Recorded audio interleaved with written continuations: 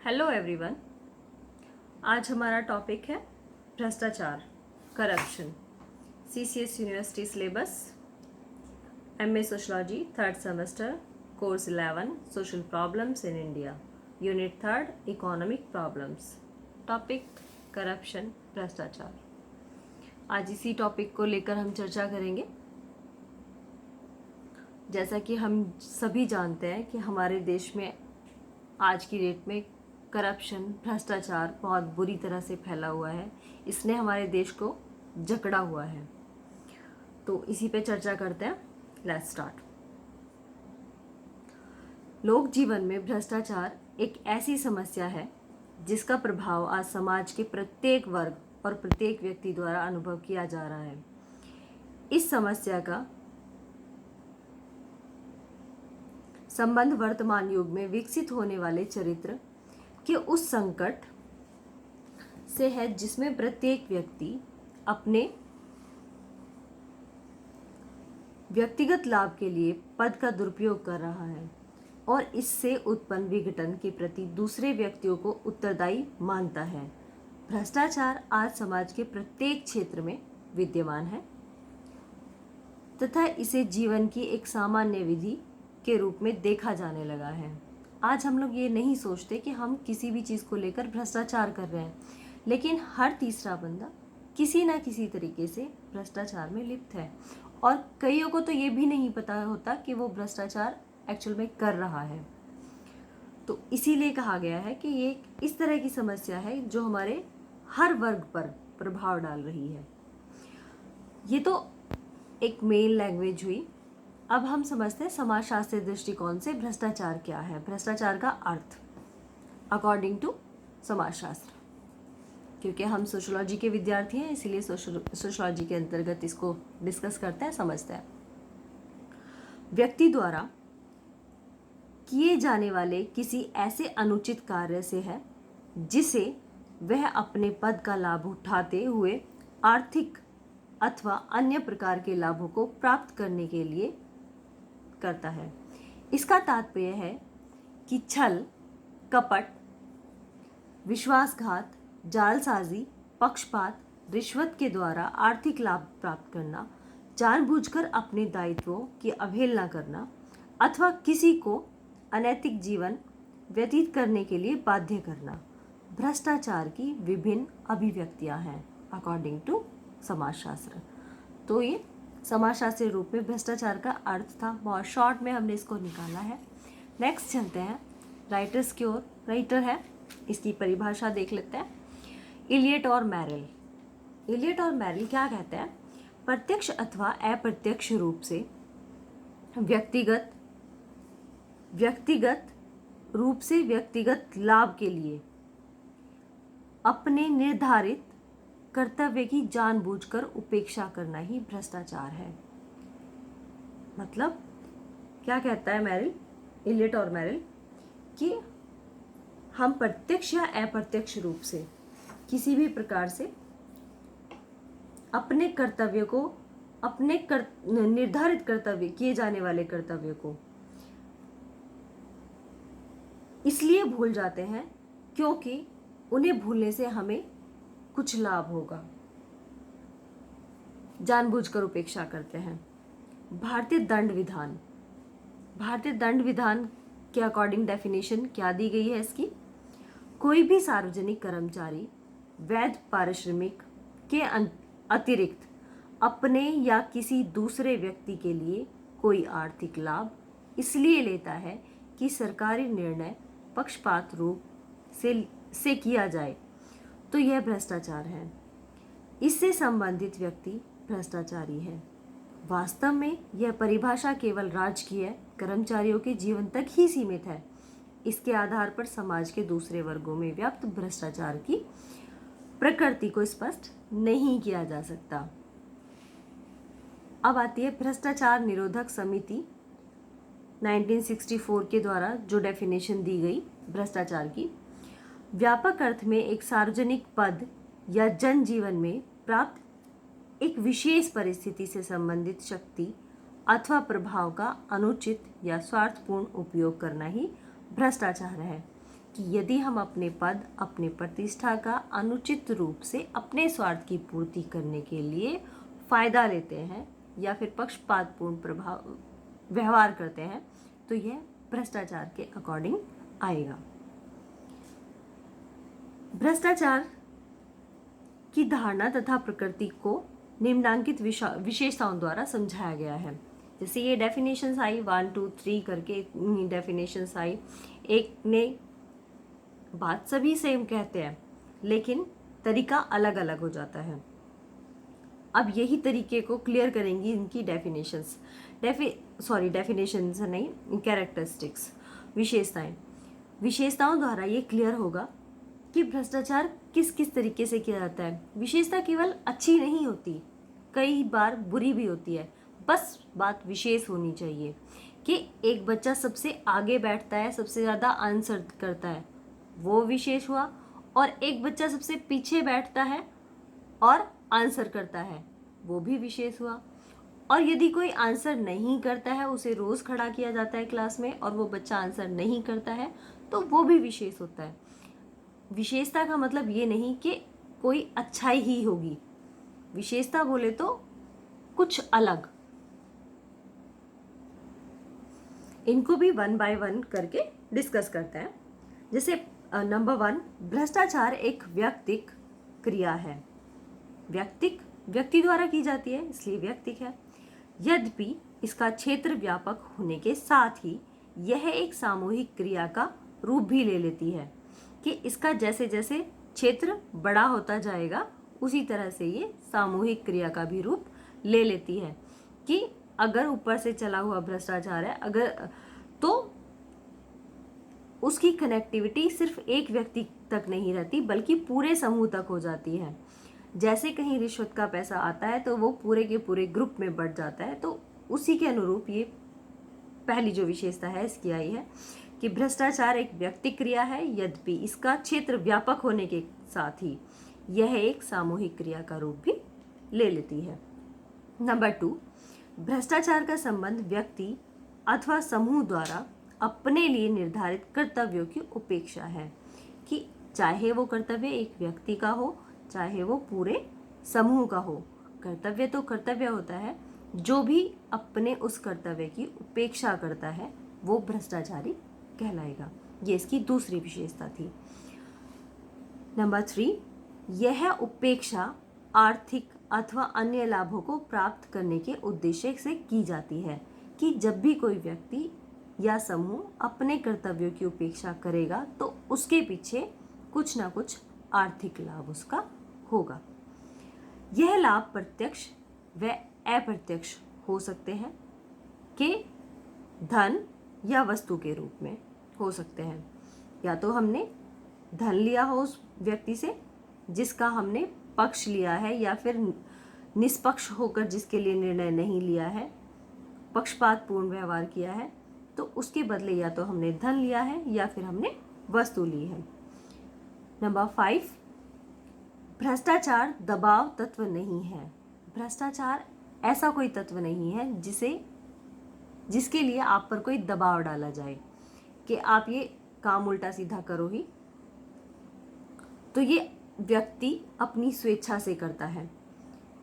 इसमें पक्षपात का समावेश होता है। पक्षपात का समावेश कैसे कि अगर आपको किसी का टेंडर पास करना है, आपको किसी के कागज़ पास करने हैं, आपको किसी का कोई और काम करना है, तो उसके लिए आप उससे पैसे लोगे या फिर कोई वस्तु लोगे और उसके लिए काम करोगे। तो इसीलिए कहा गया है इसमें पक्षपातपूर्ण व्यवहार करना। नंबर 7, इसके कारण नैतिक मूल्यों का प्रभाव कम होने लगता है। जब आप किसी के लिए अनैतिक तरीके से काम करोगे, अपने कर्तव्यों का पालन ठीक से नहीं करोगे, तो उससे कहीं ना कहीं हमारे मूल्य भी आहत होते हैं और मूल्यों पर प्रभाव पड़ता है। नंबर 8, यह समस्या मुख्य रूप से उन व्यक्तियों के भ्रष्ट आचारों से संबंधित है जो समाज में उच्च पदों पर आसीन होते हैं, प्रतिष्ठित जीवन व्यतीत करते हैं तथा अपने कर्तव्यों की उपेक्षा के द्वारा स्वस्थ जीवन के रास्ते में गंभीर बाधाएं उत्पन्न कर देते हैं।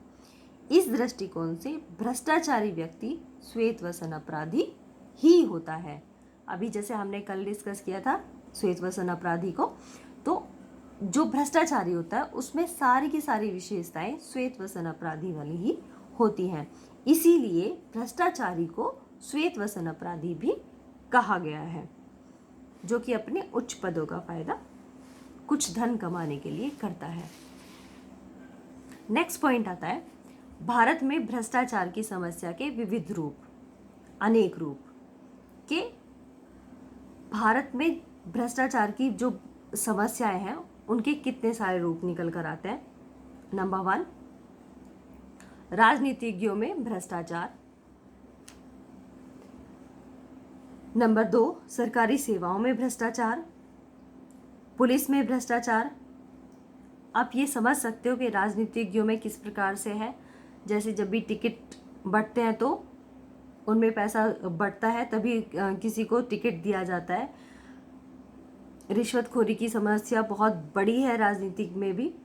और सरकारी सेवाओं में भ्रष्टाचार, आप कोई भी छोटे से छोटा बड़े से बड़ा काम कराने जाओ किसी सरकारी ऑफिस में, तो आपको साइड में बुला के या तो पैसा मांग लिया जाएगा या फिर बाद में आपको परेशान किया जाएगा, आपका काम नहीं किया जाएगा टाइम से, ताकि आप समझ जाओ कि उन्हें पैसा चाहिए। जैसे ही आप पैसा दोगे तो आपका काम हो जाएगा। तो ये सरकारी सेवाओं में भ्रष्टाचार होता है। पुलिस में भ्रष्टाचार, पुलिस बहुत सारे केसेस ऐसे दबा देती है भ्रष्टाचार के कारण, क्योंकि वो पैसा खा लेती है, तो अनेक रिपोर्ट्स दर्ज भी नहीं होती भ्रष्टाचार के कारण। नंबर 4, व्यापारियों में भ्रष्टाचार। नंबर 5, व्यवसायियों में भ्रष्टाचार। एक माइनर सा डिफरेंस है व्यापारी और व्यवसायी। व्यापारी बिजनेसमैन और व्यवसायी प्रोफेशनल्स। प्रोफेशनल्स में कौन कौन आएंगे? इंजीनियर, चिकित्सक, वकील, लेखा परीक्षक आदि। नंबर 6, धार्मिक जीवन में भ्रष्टाचार। हमारे धार्मिक जीवन में भी बहुत तरह के भ्रष्टाचार देखने को मिलते हैं। जैसे आप देखोगे वैष्णो देवी जाएं या फिर बड़े धार्मिक किसी पर भी आप जाओगे, तो पंडित जो लोग ना साइड से लाइन लगा के रखते हैं कि जो 500 रुपीज़ देगा या फिर कोई बड़ी दक्षिणा देगा तो उसका लाइन में नंबर आगे आ जाएगा। तो धार्मिक स्थलों को भी लोगों ने नहीं छोड़ा भ्रष्टाचार के मामले में। तो अब ये पॉइंट बेसिक थे, लेकिन एक और भी बड़ा है जो संस्था से हमारा रिलेट करता है, संस्थागत भ्रष्टाचार। संस्थागत भ्रष्टाचार कौन सा? जैसे विवाह एक संस्था है तो उससे जुड़ा हुआ जाति, तो अस्पृश्यता संबंधी, दहेज प्रथा, विधवाओं के पुनर्विवाह पर रोक, बाल विवाह के प्रचलन तथा जाति प्रथा के कारण भी भ्रष्टाचार बढ़ा है। पुनर्विवाह पर रोक, ये हमारी संस्थाएं हैं जिनमें भी भ्रष्टाचार देखने को मिलता है। अब है भ्रष्टाचार के कारण कौन कौन से रीजंस होते हैं। पीछे जो बातें थी वो भी एक तरह से भ्रष्टाचार के रीजंस ही हैं, फिर भी शॉर्ट में देख लेते हैं, इसको ध्यान से पढ़ लेना। संयुक्त राष्ट्र संघ ने सन 1997 की एक रिपोर्ट में यह स्पष्ट किया कि स्कैंडिनेविया, स्विट्जरलैंड, जापान तथा कोरिया ऐसे देश हैं जिनमें भ्रष्टाचार की समस्या सबसे कम है। जहां तक भारत का प्रश्न है, यहाँ भ्रष्टाचार की समस्या के लिए अनेक राजनीतिक, प्रशासकीय, सामाजिक तथा आर्थिक कारक उत्तरदायी हैं। जैसे कौन कौन से हैं?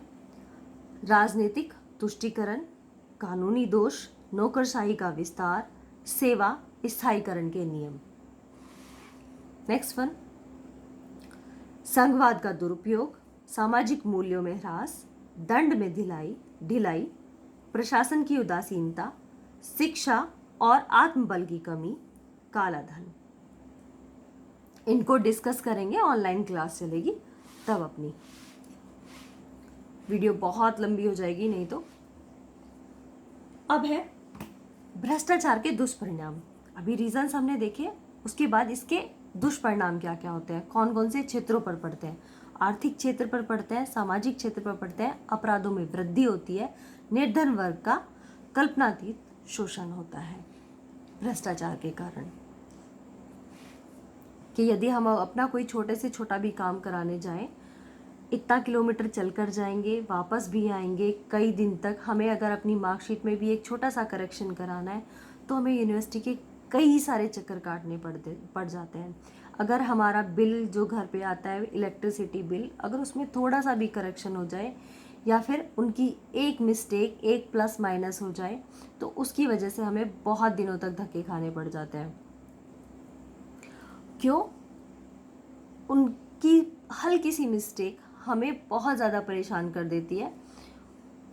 ये भ्रष्टाचार के दुष्परिणाम भी होते हैं। कई बार मिस्टेक्स जानबूझकर की जाती हैं और कई बार हो भी जाती हैं। भ्रष्टाचार उन्मूलन, प्रयत्न तथा सुझाव। भ्रष्टाचार को खत्म करने के लिए किस तरह के उपाय किए गए। भ्रष्टाचार निरोधक कानून पास किया गया। यह कानून केवल सरकारी कर्मचारियों तक ही सीमित होने के कारण अधिक प्रभावपूर्ण नहीं हो सका। इसके पश्चात सरकार ने भ्रष्टाचार निवारण हेतु सुझाव देने के लिए सन 1962 में संतानम कमेटी की नियुक्ति की। इसके अंतर्गत क्या क्या हुआ देखते हैं। सन 1960 तथा 70 के बीच हमारे समाज में भ्रष्टाचार इतना बढ़ गया कि भ्रष्टाचार उन्मूलन की बात करने वाले मंत्रियों और अधिकारियों के विरुद्ध भी षड्यंत्र चलाए जाने लगे। सन 1975 में मांग जोर पकड़ने लगी कि मंत्रियों और बड़े बड़े अधिकारियों के विरुद्ध जांच आयुक्तों की नियुक्ति की जानी चाहिए। इसके फलस्वरूप आज अनेक राज्यों में लोकपाल की नियुक्तियां की गई हैं, जांच के आदेश व अधिकार दिए गए हैं। भ्रष्ट अधिकारियों को 50 वर्ष की आयु में सेवा मुक्त कर देने का प्रावधान रखा गया है। ये कुछ सुझाव हैं, इनको देख लेते हैं। कर संरचना में परिवर्तन, वेतन स्तर में सुधार, एक विशेष अवधि के लिए नियुक्तियां, कामकाजी प्रक्रिया में सरलता, कार्यविधि का प्रचार, महत्वपूर्ण निर्णयों का जनसाधारण में प्रकाशन, राजनीतिक दलों की वार्षिक आय और व्यय का हिसाब। भ्रष्टाचार विरोधी गुप्त सरकारी संगठन दंड की प्रक्रिया को लेकर को कठोर बनाना आवश्यक है। अब गुनार मित्तल का नाम आपने सुना होगा अगर आप सोशियोलॉजी पढ़ते हैं और एमए, अब तो थर्ड सेम में आ चुके हैं। गुनार मित्तल ने अपनी पुस्तक एशियन ड्रामा में भ्रष्टाचार को रोकने के अनेक सुझाव दिए, जैसे सरल कानून व्यवस्था थोड़ी सरल हो, रिश्वत देने वालों के विरुद्ध कठोर कार्रवाई हो, आयकर देने वाले विवरण को सार्वजनिक किया जाए कि जितने लोग भी आयकर भरते हैं उनका जितना पैसा इकट्ठा होता है उसका विवरण जो है वो सार्वजनिक किया जाए। व्यापारियों द्वारा राजनीतिक चंदों पर रोक लगनी चाहिए। जो व्यापारी चुनाव के दौरान राजनीतिक दलों को चंदा देते हैं उस पर भी रोक लगनी चाहिए। वेतनभोगी कर्मचारी को इतना वेतन मिलना चाहिए जिससे उसकी सामान्य आवश्यकता पूरी हो सके। लाइसेंस व परमिट वाली संस्था का ध्यान रखा जाना चाहिए कि कहीं वो जनता को परेशान तो नहीं कर रहे और रिश्वतखोरी तो नहीं कर रहे। शिकायतकर्ता की सुरक्षा भी करनी चाहिए। झूठे समाचार छापने वाले पत्र पत्रिकाओं पर रोक लगनी चाहिए। मंत्री व अधिकारियों की संपत्ति की समय समय पर जांच होनी चाहिए और सतर्कता अभियान तेज होना चाहिए। जितने भी सरकारी कर्मचारी हैं या फिर बड़े व्यापारी हैं, उद्योगपति हैं, इनकी संपत्ति की समय समय पर जांच होनी चाहिए और और इन पर निगरानी रखी जानी चाहिए। कुल मिला के भ्रष्टाचार से हम क्या समझते हैं? वास्तव में भ्रष्टाचार एक महादानव है जिसकी भूख सच्चे, ईमानदार और कर्तव्यनिष्ठ व्यक्तियों को खाकर ही शांत होती है। ऐसे उदाहरणों की कोई कमी नहीं है जब ईमानदार अधिकारी, पत्रकार, नेता या साधारण कर्मचारियों की इसलिए हत्या कर दी जाती है कि उन्होंने भ्रष्टाचार के सामने झुकने से इनकार कर दिया है। एक पुलिस अधिकारी ईमानदार और कर्तव्यनिष्ठ रहकर अपने पद पर अधिक समय तक बना नहीं रह सकता। इसकी आज कल्पना भी नहीं की जा सकती कि कोई ईमानदार व्यक्ति बहुत ज्यादा देर तक कोई ईमानदार व्यक्ति रह सकता है। अधिक या कम सीमा तक यह स्थिति सभी दूसरे विभागों के बारे में सच है। भ्रष्टाचार के इन सभी दुष्परिणामों से ये क्लियर होता है, स्पष्ट होता है कि भ्रष्टाचार सामाजिक विघटन की सबसे विषम अभिव्यक्ति है तथा इस समस्या का प्रभावपूर्ण समाधान किए बिना सामाजिक स्वास्थ्य की पुनर्स्थापना नहीं की जा सकती। ऑलमोस्ट 20 मिनट्स हो चुके हैं। आप लोग सभी इस वीडियो को ध्यान से देख लेना। कल जब हमारी क्लास होगी तो इस पर आपको क्वेश्चन, कम से कम आपकी साइड से क्वेश्चंस आने चाहिए और जो क्वेश्चन आएंगे हम उन्हीं पर डिस्कशन करेंगे एटलीस्ट, क्योंकि हमारा फिर क्लास वाला टाइम भी बच जाएगा। केवल 40 मिनट्स मिलती हैं क्लास की, तो उन 40 मिनट्स में हम सारे पॉइंट्स को डिस्कस कर लेंगे। डेफिनेशंस आप पढ़ लीजिए, समझ आ जाएंगी। डेफिनेशन में कुछ भी चेंज नहीं करना है, बस ये है कि आपको डेफिनेशंस और इजी वे में समझाई जा सकती है अगर आप चाहोगे तो। लेकिन उससे पहले प्लीज़ ये वीडियो क्लियरली देख लेना, समझ लेना। जो भी क्वेरी आती है फिर हम क्लास में डिस्कस उसको करेंगे। ओके, आज के लिए धन्यवाद।